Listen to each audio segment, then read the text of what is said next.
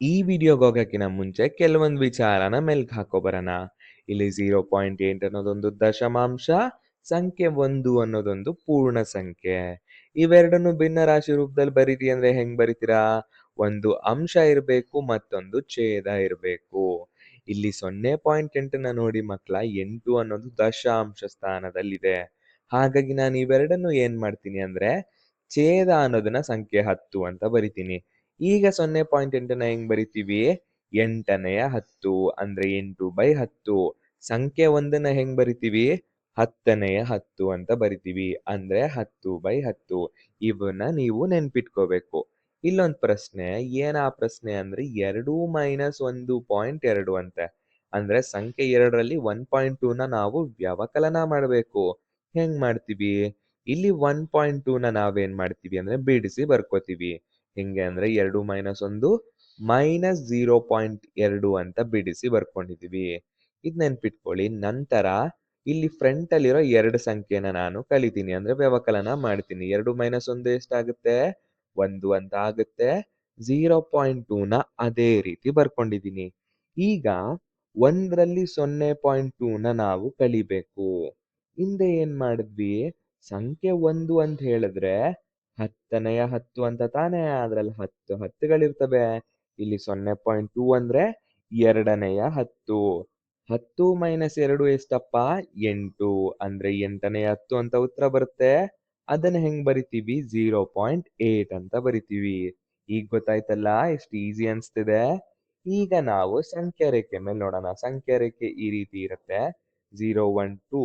ನಾವಿಲ್ಲಿ ವ್ಯವಕಲನ ತೋರಿಸ್ಬೇಕಲ್ವಾ? ಮೊದಲಿಗೆ 2 - 1. ಸಂಖ್ಯೆ 2 ಅನ್ನೋದು ಇಲ್ಲಿದೆ. 2ರಲ್ಲಿ ನಾವು 1ನ್ನ ಕಳೆದಾಗ ಇಲ್ಲಿಗೆ ಬರ್ತೀವಿ. ನಂತರ 1 - 0.2 ಅಂತೆ. 1 - 0.2 ಅಂದ್ರೆ ಎಲ್ಲಿಗೆ ಬರುತ್ತೆ? ಇಲ್ಲಿಗೆ ಬರುತ್ತೆ. ಇದು 1, 0.1, 0.2 ಇಲ್ಲಿಗೆ ಬರುತ್ತೆ.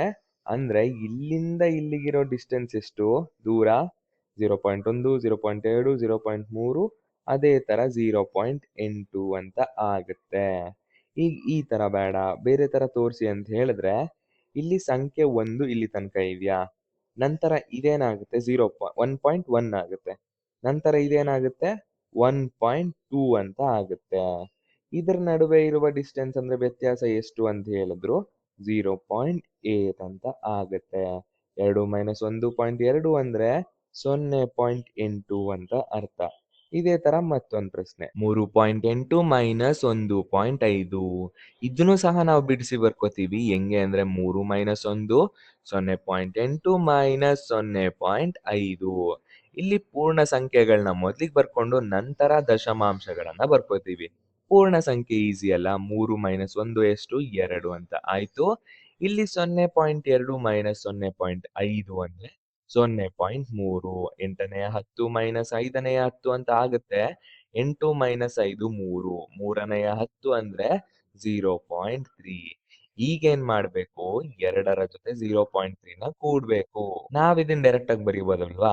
2 + 0.3 ಅಂದ್ರೆ 2.3. ಎಷ್ಟು ಈಸಿ ಅನ್ಸ್ತಿಲ್ವಾ? ಇದೇ ತರ ಮತ್ತೊಂದು ಪ್ರಶ್ನೆ, 4.5 - 2.8. ಇದನ್ನ ನಾವು ಬಿಡಿಸಿ ಬರೆದಾಗ 4 - 2 ಅಂತ ಆಗುತ್ತೆ. 0.5 - 0.8. ಈಗ ಹೇಳಿ ಮಕ್ಳ, 4 - 2 ಎಷ್ಟು? ಕರೆಕ್ಟ್, 2. ಉಳಿದಿರೋದೆಲ್ಲ ಹಂಗೆ ಬರ್ಕೋತೀವಿ. ಈಗ ನಾನು ಕ್ಯಾಲ್ಕುಲೇಷನ್ ಈಸಿ ಆಗ್ಲಿ ಅಂತ ಸಂಖ್ಯೆ 2ನ್ನ ನಾನು ಏನ್ ಮಾಡ್ತೀನಿ? 1 + 1 ಅಂತ ಬರಿತೀನಿ. ಹೌದು, ಬರಿಬೋದಲ್ವಾ?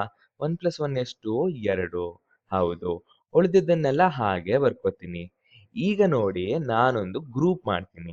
ಇಲ್ಲಿ ಸಂಖ್ಯೆ 1ರೊಟ್ಟಿಗೆ ನಾನು ಸಂಖ್ಯೆ 0.5ನ ಮೊದಲಿಗೆ ಕೂಡ್ತೀನಿ. ಯಾಕೆ ಅಂತ ಹೇಳಿ? ಇಲ್ಲಿ -0.8 ಇದೆ. ಇದನ್ನ ನಂತರ ವ್ಯವಕಲನ ಈಸಿ ಮಾಡೋದಕ್ಕೋಸ್ಕರ ನಾನು ಇವೆರಡನ್ನ ಕೂಡ್ತೀನಿ. ನಮಗೆ 0.5 ಅಂದ್ರೆ ಎಷ್ಟು ಅಂತ ಗೊತ್ತು? 5ನೇ 10. ಅದೇ ತರ ಸಂಖ್ಯೆ 1 ಅಂದ್ರೆ ಏನಂತ ಗೊತ್ತು? 10ನೇ 10. ಹಾಗಾಗಿ 10ನೇ 10 + 5ನೇ 10 ಅಂದ್ರೆ ಎಷ್ಟಾಗುತ್ತೆ? ಒಟ್ಟು 15ನೇ 10. 15 10ಗಳಿದಾವೆ. -8 10. 8ನೇ 10 ಅಂದ್ರೆ 15 - 8 ಎಷ್ಟಪ್ಪ? 7. 7ನೇ 10 ಅಂತ ಆಗುತ್ತೆ. ಅದೇ 0.7. ಈ 0.7 ಜೊತೆ ನಾವು ಸಂಖ್ಯೆ ಒಂದನ್ನ ಕೂಡ್ಬೇಕು. ಎಷ್ಟು ಕೂಡಿದ್ರೆ 1.7 ಈಸಿ ಅನ್ಸ್ತಿಲ್ವಾ? ಇದೇ ತರ ಇದನ್ನ ಇನ್ನೊಂದು ರೀತಿ ಮಾಡೋಣ. ಹಿಂಗೆ 4.5 ಮೈನಸ್ 2.8 ಹಾಗೆ ಬರ್ದಿದೀವಿ. ಈಗ ನಾ ಏನ್ ಮಾಡಿದೀನಿ, ಇದನ್ನ 2.5 ಅಂತ ತಗೊಂಡು ಮೈನಸ್ 0.3 ಅಂತ ಬರ್ದಿದೀನಿ. ಎರಡನ್ನೂ ಸ್ಪ್ಲಿಟ್ ಮಾಡಿಲ್ಲ. ಈ ಬರೀ 2.8 ಮಾತ್ರ ಬಿಡಿಸಿ ಬರ್ದಿದೀವಿ. ಇದನ್ನ ಡೈರೆಕ್ಟ್ ಆಗಿ ಬರಿಬೋದು. 4.5 ಮೈನಸ್ 2.5 ಅಂದ್ರೆ 2 ಅಂತ ಬರಿಬೋದು. ನಂತರ ಅದೇ ತರ ಸಂಖ್ಯೆ 2ನ್ನ 1 ಪ್ಲಸ್ 1 ಅಂತ ಬರಿತೀವಿ. ಮೈನಸ್ 0.3 ಅಂತ ಆಗುತ್ತೆ. ನಮಿಗ್ ಗೊತ್ತಲ್ವಾ ಸಂಖ್ಯೆ 1ನ್ನ ನಾವೇನಂತ ಬರಿತೀವಿ? 10ನೇ 10. ಸಂಖ್ಯೆ 0.3ನ 3ನೇ 10.